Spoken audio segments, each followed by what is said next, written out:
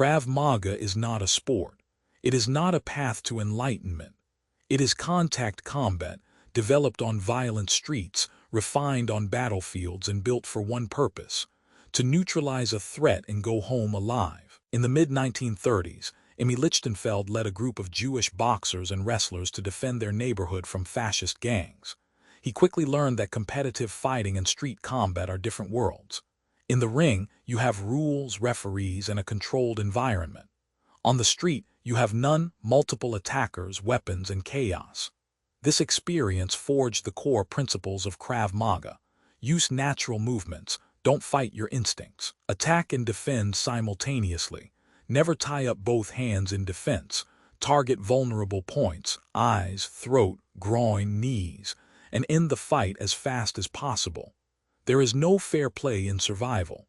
These principles are not philosophy, they are a direct response to real violence. Emmy Lichtenfeld was a champion boxer, wrestler, and gymnast, Slovak youth wrestling champion at 16, national boxing champion at 19.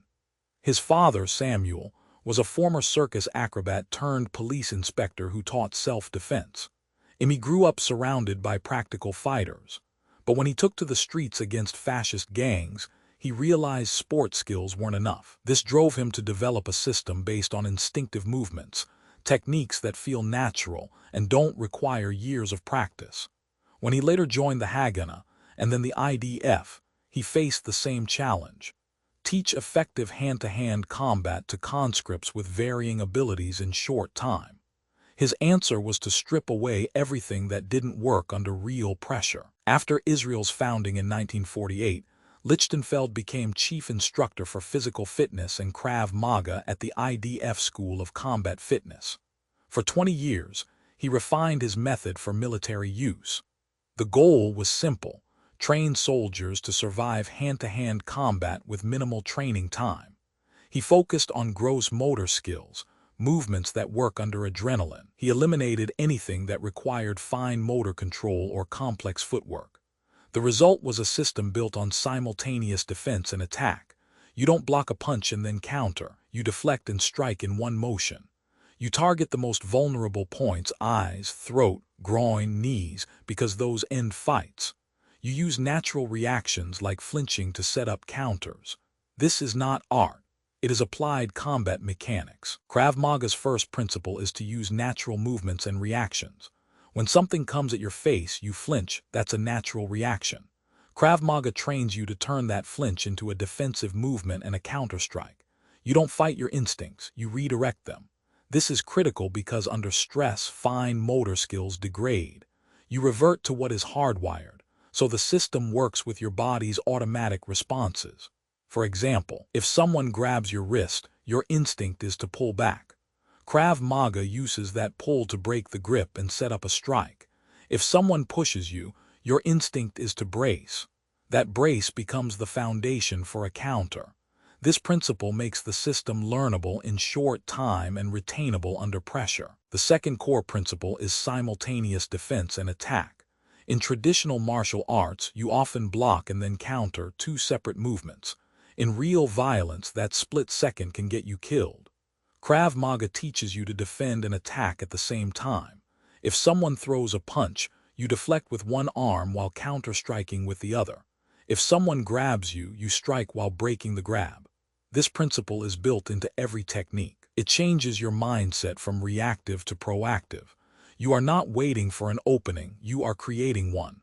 This is why Krav Maga looks aggressive, because it is. You are not trying to score points. You are trying to end the threat as quickly as possible. Simultaneous defense and attack is how you do that. Third principle is to target the body's most vulnerable points. Krav Maga does not teach fair fighting. You target the eyes, throat, groin, and knees because these are the most effective targets to end a fight quickly. A strike to the eyes can blind an attacker temporarily. A strike to the throat can disable breathing. A kick to the groin can drop anyone. A knee strike can break a leg and stop pursuit. These are not dirty tricks, they are survival tactics. In a real threat, you have seconds to act. You do not have time for complex joint locks or submission holds. You target what works. This is why Krav Maga is considered brutal. It is. But brutality is not the goal. Ending the threat is the goal. Targeting vulnerable points is the most efficient way to achieve that. The final principle ties them all together.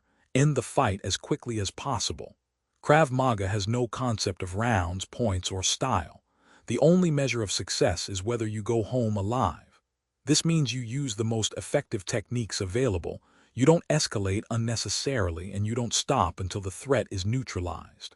If a single strike ends the fight, that is ideal.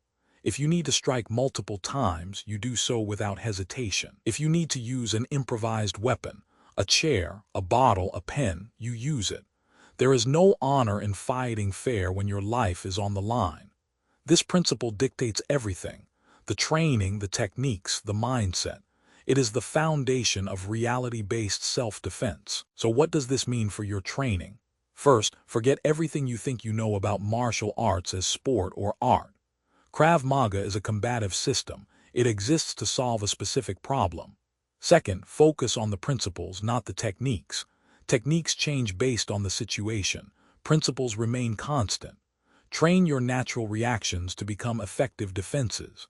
Practice simultaneous defense and attack until it is automatic. Drill targeting vulnerable points under stress, and develop the mindset to end the fight quickly.